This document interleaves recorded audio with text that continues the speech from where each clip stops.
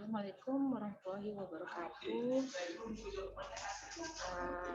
Salam sejahtera bagi kita semuanya. Ketemu kembali dengan Ibu Dr. Oktarini Kamila Sregar, SMSI. Kali ini kita akan membahas topik melaporkan dan memonitor tindak lanjut hasil audit. Nah, di sini kita lanjut pembahasan kita. Yang pertama di sini adalah bagaimana kita akan melaporkan hasil audit. Nah, yang perlu diketahui dalam deskripsi unit ini adalah pengetahuan, keterampilan, dan sikap kerja untuk melaporkan hasil audit. Jadi ada dua elemen kompetensi yang harus kita pahami. Yang pertama adalah menyusun laporan hasil audit. Nah, di sini apa saja tuh kriteria pekerjaan dalam menyusun laporan audit. Nah, pertama, temuan audit yang akan dituangkan dalam laporan harus dikomplikasi dengan analisis tingkat yang signifikan. Nah, jadi sesuai dengan apa sih sebab dan akibat. Gitu. Nah, temuan itu tadi, kenapa terjadi tidak konsistenan ya, kita menyesuaikan laporan keuangan tadi ya. Nah, jadi kita harus mengetahui salah satu penyebab terjadinya ketidakkonsistenan dalam pembuatan laporan keuangan itu tadi. Nah, yang kedua adalah temuan audit yang sudah dikomplikasi dan dianalisis harus dilaporkan serta didiskusikan dengan kepala satuan kerja audit, intern atau pejabat yang ditunjuk. Nah, temuan tadi yang sudah kita dapat ya, kita sudah mencocokkan dengan standarnya, maka kita akan laporkan kepada kepala satuan kerja audit tadi untuk mendapatkan petunjuk dan arahan tentang temuan itu tadi. Dan yang ketiga di sini adalah laporan yang disusun oleh tim audit direview oleh kepala satuan kerja audit. Nah, pejabat yang ditunjuk agar diperoleh keyakinan bahwa laporan tersebut telah lengkap dan benar. Ya, jadi itu yang harus diperhatikan dalam menyusun laporan hasil audit. Nah, yang kedua adalah mendistribusikan laporan hasil audit. Di sini yang pertama adalah laporan hasil audit disampaikan kepada pejabat yang berwenang dan auditi untuk diketahui dan ditindaklanjuti. Nah, hasil audit tadi sudah kita buat dalam satu bentuk laporan. Nah, maka di sini akan disampaikan laporan ini tadi oleh pejabat, itu adalah kepala satuan kerja audit intern tadi kepada auditi yang akan diaudit tadi. Nah, kemudian untuk ditindaklanjuti tentang hasil audit tadi. Jadi setiap laporan hasil audit yang dinilai itu akan mengandung kesalahan yang signifikan. Kemudian akan dikoreksi dan dikirimkan kepada pihak-pihak yang menerima laporan sebelumnya. Jadi apakah si audit itu setuju dengan temuan itu tadi? Jika tidak setuju, maka si audit harus memberikan buktinya. Apa alasannya bahwa temuan yang didapatkan oleh si tim audit tadi itu tidak benar. Nah, jadi itu harus ada ini ya,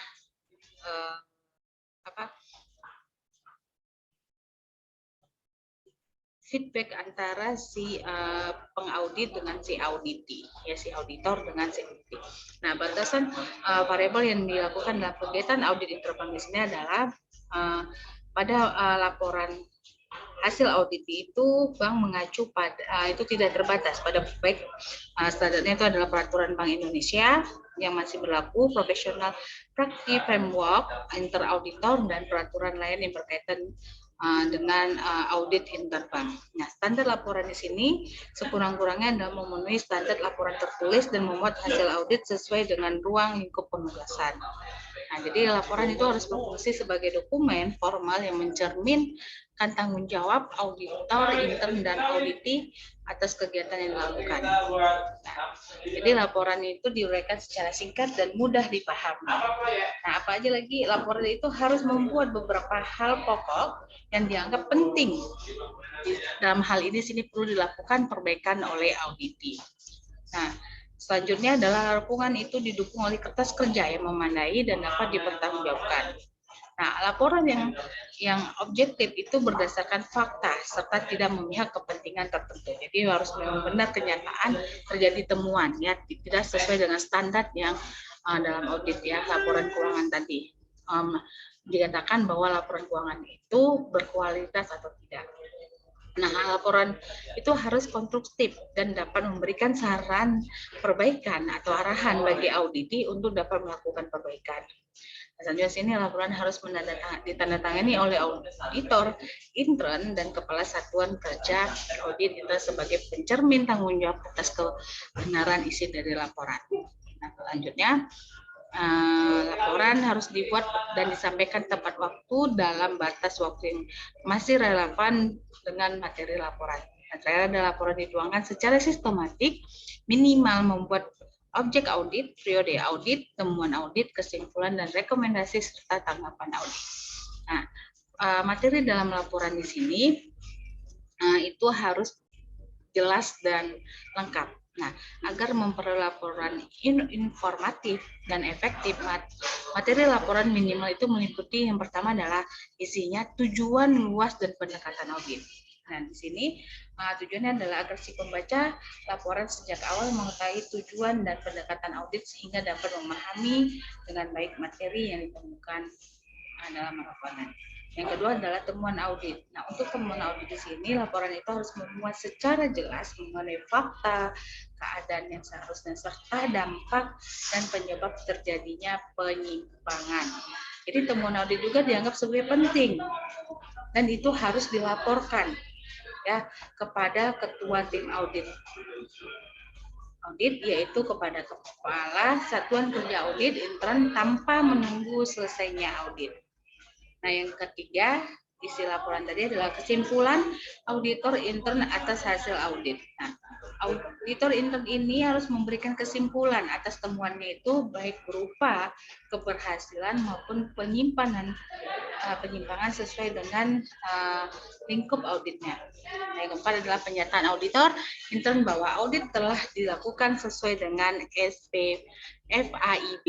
Ya, auditor itu mempunyai sesuai dengan standar dari SPFAIB tadi. Nah, kemudian kelima ada rekomendasi dari auditor intern. Nah, karena kelemahan dan penyimpangan yang ditemukan dalam pelaksanaan audit harus diberikan rekomendasi perbaikan oleh auditor intern. Yang terakhir adalah tanggapan dari si auditi itu terkait dengan komentar ya, terkait dengan hasil auditnya tadi. Jadi baik berupa pembenaran, persetujuan, ya, ataupun penolakan atas hasil audit tadi. Tapi penolakan itu atau keberatan itu harus memiliki alasannya. Nah, kemudian ada hasil pengecekan komite audit ya. Di sini laporannya itu harus ditemukan hasil pengecekan atas pelaksanaan komitmen auditi atas pelaksanaan audit periode sebelumnya ya, yang belum atau tidak dapat dilaksanakan.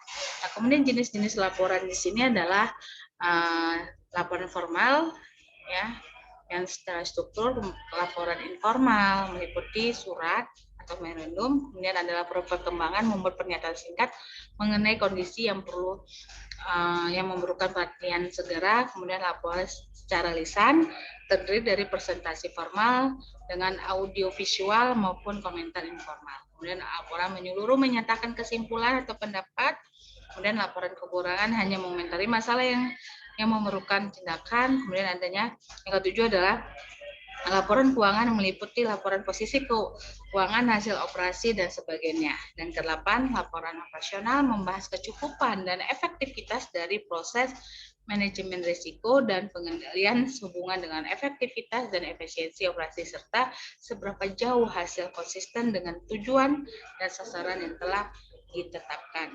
Jadi format laporan keuangan di sini meliputi ada rangkuman, pendahuluan atau kata pengantar, pernyataan tujuan, ruang lingkup, pendapat, dan temuan. Nah, yang ketujuh, pejabat yang berhak untuk berwenang ya, namun tidak terbatas. Ini ada direktur utama bank, direktur kepatuhan bank, dewan komisaris bank, manajemen bank, dan community audit bank. Ini ada panduan penilaian ya, yang di sini dilihat dari pengetahuan dan keterampilan penunjang.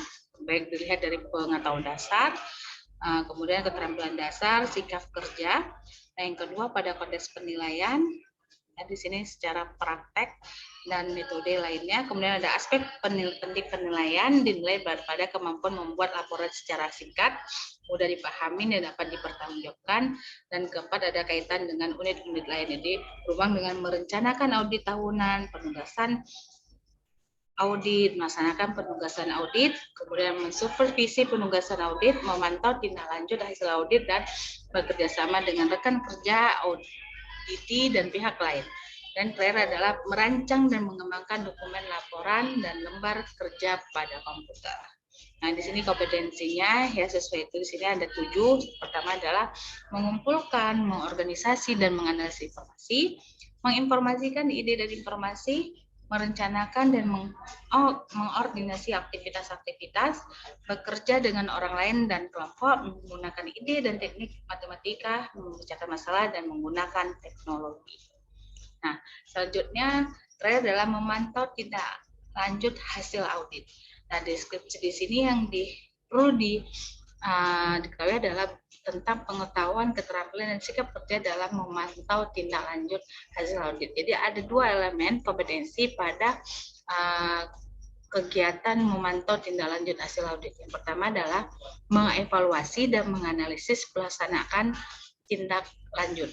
Nah, apa aja yang perlu dilakukan pada kompetensi yang pertama untuk mengevaluasi dan menganalisis pelaksanaan tindak lanjut itu adalah informasi pelaksanaan tindak lanjut ini diperoleh melalui laporan yang dibuat oleh si manajemen atau si auditi maupun interview dengan pihak yang bertanggung jawab atas pelaksanaan tindak lanjutnya itu tadi dalam evaluasi laporan keuangan tadi. Nah, kemudian kedua adalah informasi pelaksanaan tindak lanjut dievaluasi dan dianalisis terutama kecukupan realisasi tindak lanjut sesuai komitmen manajemen atau audit.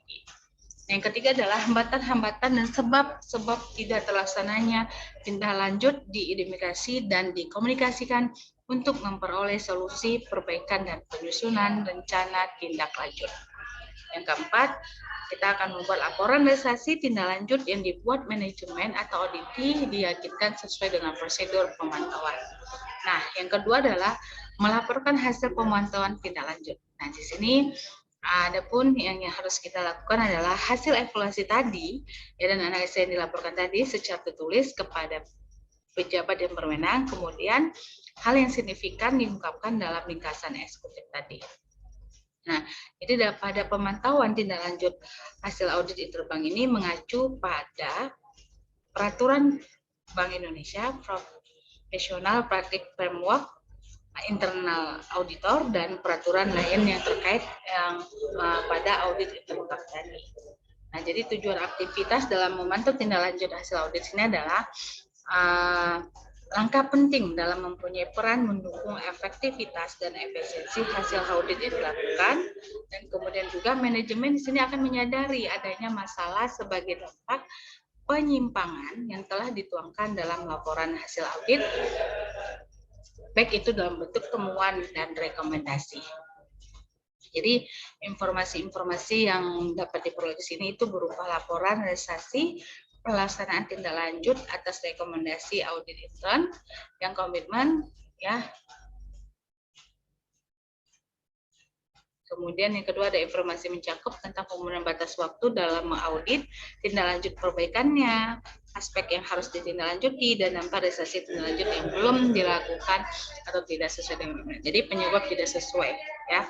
Kemudian jika ada kendala ataupun alasan yang mendasari ya dalam kegiatan tadi.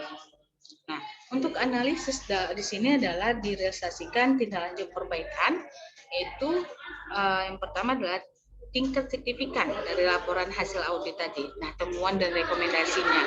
Nah, temuan tadi gimana penyelesaiannya, kemudian rekomendasi untuk tidak lanjut agar tidak terjadi kesalahan lagi yang harus diperbaiki oleh si auditi. Nah, besaran upaya dan biaya yang diperlukan untuk melakukan tindak lanjut perbaikan tadi. Nah, kemungkinan dampak tadi akan terjadi apabila tindak perbaikan tersebut tidak dilakukan. Kemudian tingkat kesulitan atas tindak lanjut perbaikan dan jangka waktu yang digunakan. Nah, komunikasi di sini yang harus diperhatikan adalah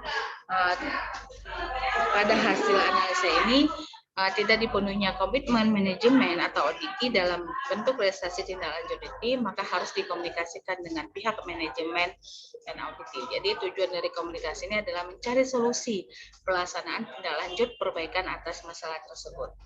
Nah, prosedur pemantauan yang harus dilakukan adalah berdasarkan standar kerja dari kegiatan memantau tindak lanjut hasil audit ya. Di sini kita mengatur tahapan kerja yang harus dilakukan dalam kegiatan ini. Nah, laporan apa aja sih yang harus dikomunikasikan baik antar pihak auditi yang dilaporkan kepada senior manajemen ya. Nah, itu dalam hal ini direktur utama, dewan komisaris, dan juga direktur kepatuhan. Jadi hal yang penting diperhatikan adalah masalah yang dihadapi auditi, komitmen serta rencana tindak lanjut, target waktu penyelesaian dan kewajiban pelaporan berkala atas kemajuan tindak lanjut perbaikan. Jadi fungsi laporan di sini sangat penting dalam upaya menjalankan proses enforcement ya, tindak lanjut perbaikan kepada manajemen ya. Nah, yaitu auditi terhadap masalah yang ditetapkan dalam laporan hasil audit. Nah, kemudian di sini ada ringkasan eksekutif. Ringkasan eksekutif itu berupa bentuk laporan ringkas kepada direktur utama, dewan komisaris maupun manajemen. Nah, ini berisikan penting pemantauan hasil audit yang memerlukan perhatian khusus ya, dan segera mungkin harus ditindaklanjuti karena ini kategori yang dikatakan tinggi tingkat resikonya. Jadi kemudian jadwal pemantauan hasil audit itu secara periodik sesuai dengan ketentuan pada bank ya. Kemudian pada sumber pelaksanaan pemantauan hasil audit itu di sini sumber daya bertanggung jawab dalam melaksanakan memantau hasil audit ditunjuk khusus untuk melaksanakan fungsi pemantauan offsite-nya. Jadi kebijakan dan prosedur dalam memantau hasil audit itu di sini dengan cara yang pertama wajib melaporkan status tindak lanjut dari auditi secara berkala, dicantumkan dalam bentuk laporan hasil audit. Kemudian adanya enforcement secara berkala ya atas upaya tindak lanjut yang dilakukan audit. Kemudian ketiga dalam memantau laporan berkala atas hasil tindak lanjut seluruh temuan, findings, dan ataupun rekomendasi. Pejabat yang berwenang mengikuti nama ini tidak batas ya, sama tadi ya penilainya. Yang di sini dalam memantau hasil tindak lanjut audit ini ya ada kompetensi kunci ya yang harus diinikan, yaitu sama yang pertama adalah mengumpul, mengorganisasi dengan menganalisis informasi, mengkomunikasikan ide dan informasi, kemudian merencanakan dan mengorganisasi aktivitas-aktivitasnya, bekerja dengan orang lain dan kelompok, menggunakan ide dan teknologi teknik matematika, memecahkan masalah dan menggunakan teknologi. Oke, terima kasih. Itu saja pemaparan dari saya. Silakan ya untuk pertanyakan diskusi kita. Silakan rangkum apa ya yang bisa Anda ambil inti dari materi kita hari ini. Silakan diisi di forum diskusi ya, karena jawaban Anda merupakan bukti absensi pertemuan kita hari ini. Baiklah, dari saya demikian. Assalamualaikum warahmatullahi wabarakatuh.